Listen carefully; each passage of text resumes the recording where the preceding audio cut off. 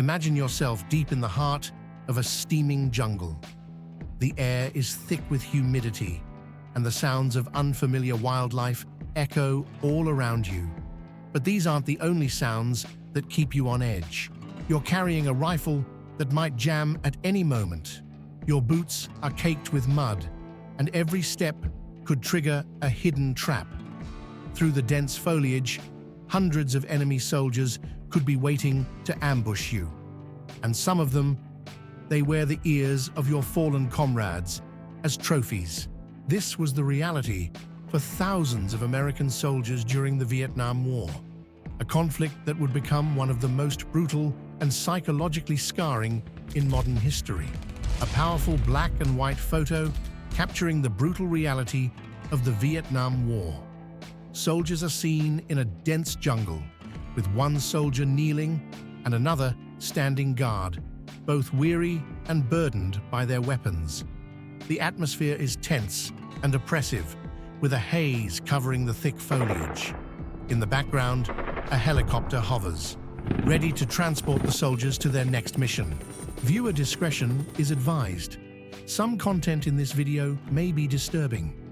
We, the makers of this video, in no way support or condone the actions featured.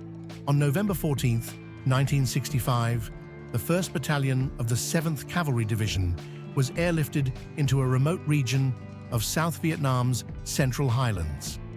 As their Huey helicopters touched down, Lieutenant Colonel Harold Moore and his men had no idea they were about to face one of the deadliest battles of the entire war. Within the first hour, they captured a North Vietnamese deserter who delivered chilling news.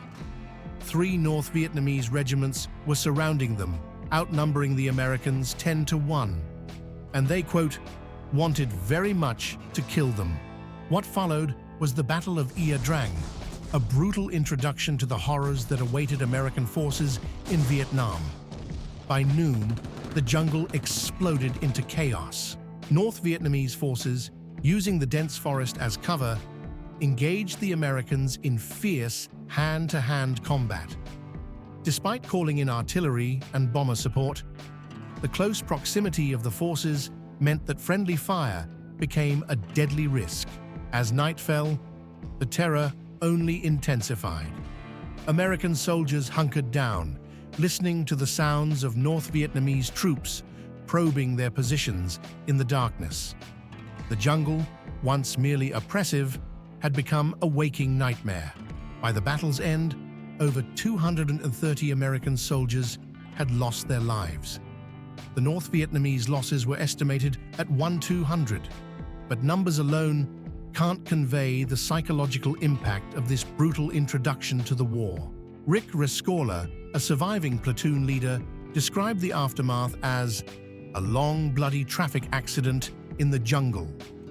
This vivid imagery captures the senseless carnage that would come to define the Vietnam War for many who fought in it.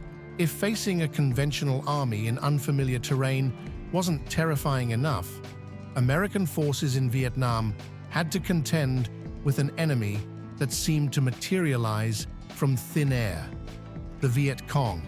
The National Liberation Front, better known as the Viet Cong, were masters of guerrilla warfare. They knew the jungle like the back of their hand and had an uncanny ability to blend in with the local population. For American troops, this meant that every civilian encounter was potentially lethal. That elderly woman tending her garden, she could be concealing a grenade. The young boy approaching your patrol, he might be leading you into an ambush. But perhaps the Viet Cong's most terrifying asset was their vast network of tunnels. Stretching for tens of thousands of miles, these underground labyrinths allowed the Viet Cong to strike and disappear like ghosts. Exploring these tunnels fell to a special breed of soldier known as tunnel rats. These brave men would descend into the earth armed with only a pistol and a flashlight, never knowing what horrors awaited them in the darkness. One tunnel rat said, "I was chasing someone in the tunnel, met them at a turn in the dark. I thought I was alone, and then I felt their breath. Beyond the threat of enemy combatants, tunnel rats faced a plethora of other dangers. Booby traps were common, ranging from simple tripwires to pits filled with venomous snakes and spiders.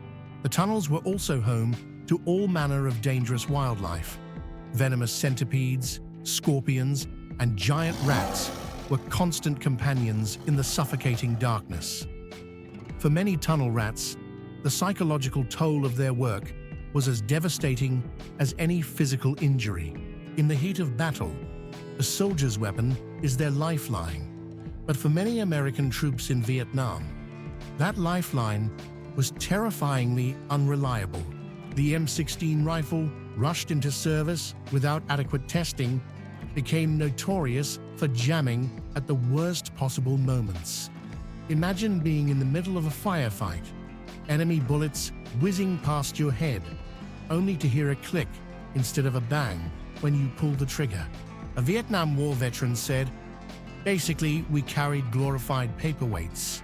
In the middle of a firefight, you prayed your gun wouldn't jam, and if it did jam, you might as well be throwing rocks." A 1967 survey found that a staggering 80% of soldiers reported their M16s jamming during combat. This led to a crisis of confidence among American troops, with some even preferring to use captured enemy AK-47s.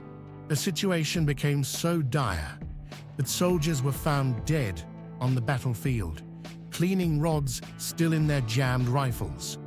A last, desperate attempt to make their weapons function as enemy fire closed in. As if the physical dangers weren't enough, American forces in Vietnam also had to contend with psychological warfare tactics that pushed many to the brink of sanity. One of the most chilling examples was Operation Wandering Soul, also known as Ghost Tape Number 10. This secret program exploited Vietnamese beliefs about the afterlife to sow fear and confusion among enemy forces. Imagine you're on patrol in the dead of night. Suddenly, ghostly wails echo through the trees. A disembodied voice cries out, "I have come back to let you know that I am dead. I am dead. It's hell. I'm in hell. Don't end up like me. Go home before it's too late." These haunting messages, broadcast from helicopters and ground-based equipment, were designed to convince North Vietnamese and Viet Cong fighters that the souls of their fallen comrades were suffering in the afterlife. While the effectiveness of Operation Wandering Soul on enemy forces is debatable, there's no doubt it added to the surreal, nightmarish quality of the war for all involved. War often brings out the worst in humanity, and the Vietnam War was no exception. Some of the most terrifying aspects of the conflict came not from the enemy, but from the gradual erosion of morality among Allied forces. The story of Tiger Force, an elite unit of the 101st Airborne Division, serves as a chilling example. Originally created to out-guerrilla the guerrillas, this unit would become synonymous with unchecked brutality. In the summer and fall of 1967, Tiger Force cut a swath of terror through the Vietnamese countryside. What began as a mission to eliminate Viet Cong sympathizers quickly devolved into indiscriminate violence. Members of Tiger Force were accused of unspeakable acts. They allegedly collected ears and scalps as trophies, wearing necklaces made from human ears. One medic later estimated they had killed around 1,000 civilians in a 7-month period. When these atrocities came to light years later, they shook the American public to its core.